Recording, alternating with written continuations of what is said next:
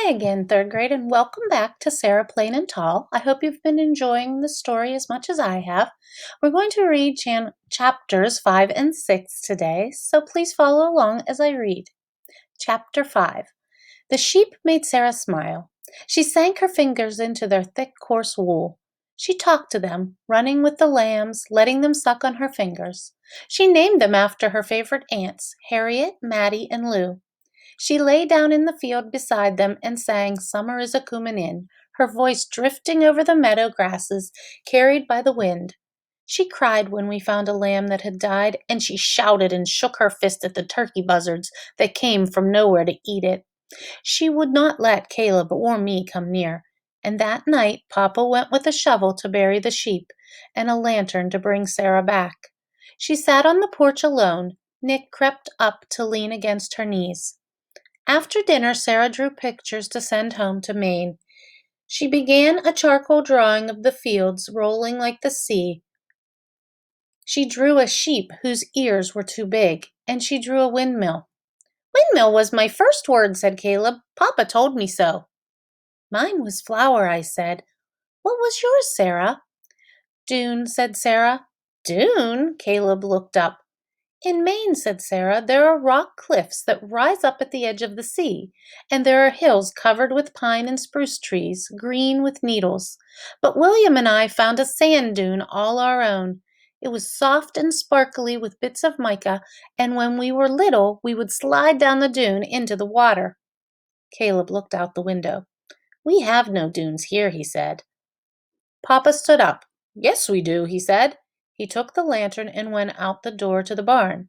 We do, Caleb called after him.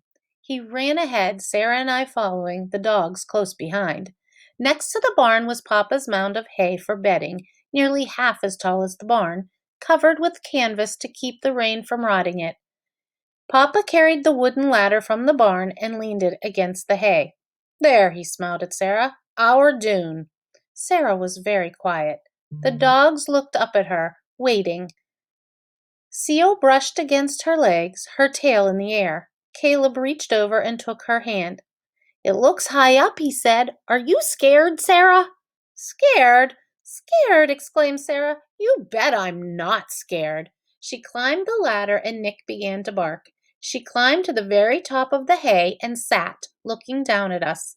Above the stars were coming out. Papa piled a bed of loose hay below with his pitchfork. The light of the lantern made his eyes shine when he smiled up at Sarah. Fine, called Papa. Fine, said Sarah. She lifted her arms over her head and slid down into the soft hay. She lay laughing as the dogs rolled beside her. Was it a good dune? Called Caleb. Yes, said Sarah. It is a fine dune. Caleb and I climbed up and slid down, and Sarah did it 3 more times. At last Papa slid down too, as the sky grew darker and the stars blinked like fireflies. We were covered with hay and dust, and we sneezed. In the kitchen, Caleb and I washed in the big wooden tub, and Sarah drew more pictures to send to William. One was of Papa, his hair curly and full of hay. She drew Caleb sliding down the hay, his arms like Sarah's over his head. And she drew a picture of me in the tub, my hair long and straight and wet. She looked at her drawing of the fields for a long time. Something is missing, she told Caleb. Something. And she put it away. Dear William, Sarah read to us by lantern light that night. Sliding down our dune of hay is almost as fine as sliding down the sand dunes into the sea. Caleb smiled at me across the table. He said nothing, but his mouth formed the words I had heard too. Our dune. Chapter 6. The days grew longer. The cows moved close to the pond where the water was cool and there were trees. Papa taught Sarah how to plow the fields, guiding the plow behind Jack and old Bess, the reins around her neck. When the chores were done, we sat in the meadow with the sheep, Sarah beside us, watching Papa finish. Tell me about winter, said Sarah. Old Bess nodded her head as she walked, but we could hear Papa speak sharply to Jack. Jack doesn't like work, said Caleb. He wants to be here in the sweet grass with us. I don't blame him, said Sarah. She lay back in the grass with her arms under her head. Tell me about winter, she said again. Winter is cold here, said Caleb, and Sarah and I laughed. Winter is cold everywhere, I said. We go to school in winter, said Caleb. Sums and writing in books, he sang. I'm good at sums and writing, said Sarah. I love books. How do you get to school? Papa drives us in the wagon, or we walk the 3 miles when there is not too much snow. Sarah sat up. Do you have lots of snow? Lots and lots and lots of snow, chanted Caleb, rolling around in the grass. Sometimes we have to dig our way out to feed the animals. In Maine, the barns are attached to the houses sometimes, said Sarah. Caleb grinned. So you could have a cow to Sunday supper? Sarah and I laughed.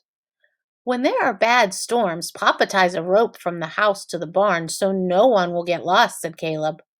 I frowned. I loved winter.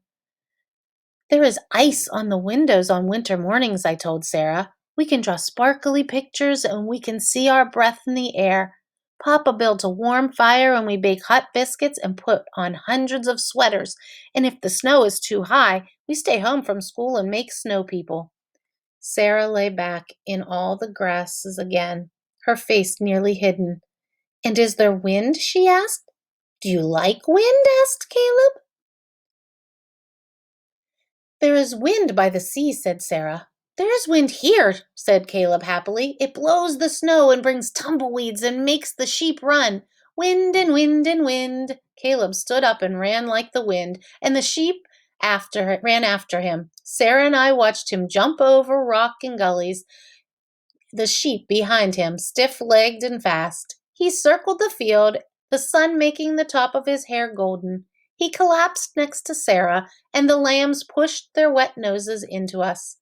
Hello, Lou, said Sarah, smiling. Hello, Maddie. The sun rose higher, and Papa stopped to take off his hat and wipe his face with his sleeve. I'm hot, said Sarah. I can't wait for winter wind. Let's swim. Swim where? I asked her. I can't swim, said Caleb. Can't swim, exclaimed Sarah.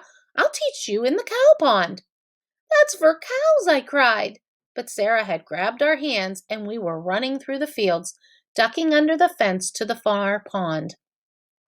Shoo, cows, said Sarah as the cows looked up, startled. She took off her dress and waded into the water in her petticoat. She dived suddenly and disappeared for a moment as Caleb and I watched. She came up laughing, her hair streaming free. Water beads sat on her shoulders. She tried to teach us how to float. I sank like a bucket filled with water and came up sputtering. But Caleb lay on his back and learned how to blow streams of water high in the air like a whale. The cows stood on the banks of the pond and stared and stopped their chewing. Water bugs circled us. Is this like the sea? Asked Caleb. Sarah treaded water. The sea is salt, said Sarah. It stretches out as far as you can see. It gleams like the sun on glass. There are waves. Like this? Asked Caleb, and he pushed a wave at Sarah, making her cough and laugh. Yes, she said, like that. I held my breath and floated at last, looking up into the sky, afraid to speak. Crows flew over, 3 in a row, and I could hear a killdeer in the field.